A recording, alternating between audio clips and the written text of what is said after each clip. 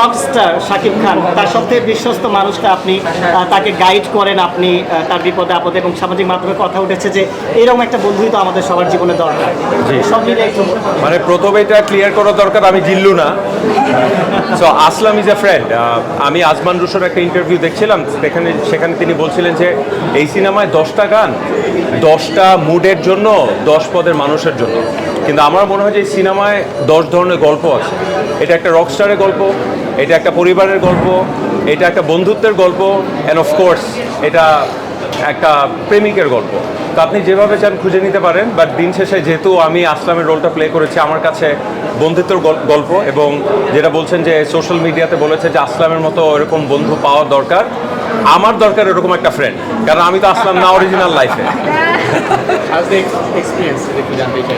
Experience was amazing, since আমার previous কোনো experience ছিল না। সো মোহিত তন্ময়ের নাম বলতে হয়, সে আমাকে পেয়েছে, but ultimately I have to give all the credit to Azman Russo.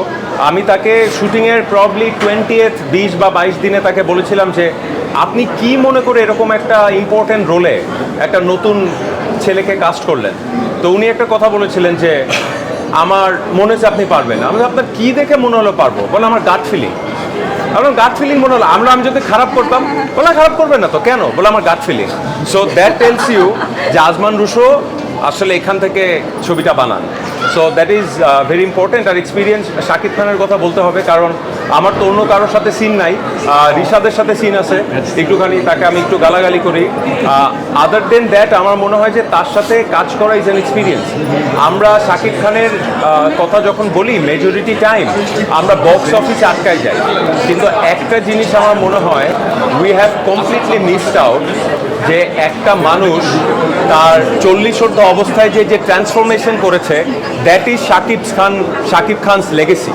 আমরা যদি বলি যে তার সিনেমা 40 কোটি টাকা কামাই করছে নাকি, 10 বছর 20 বছর পর একটা জেনারেশন কানেক্ট করতে পারবে না। কিন্তু ওনার গল্পটা হচ্ছে যে এই বয়সে উনি চেঞ্জ হতে পারে। এবং আরও একটা ব্যাপার যে এত বড় স্টার, অথচ উনি, আমি অনেস্টলি বলবো, একদিন বাদে আমাকে আসলে কোনো দিন অত প্যারা দেয় নেই। মানে হি ওয়াজ ভেরি সাপোর্টিভ, আমাকে বুঝতেও দেয় নেই যে আমি অভিনয় পারি না। এটা হয়তো ওনার one way to cope with দুর্বল কো স্টার্স, সেটা তিনি করেছেন। বাট নিজেকেও ক্রেডিট দিতে চাই, আমিও তাকে অত প্যারা দিই।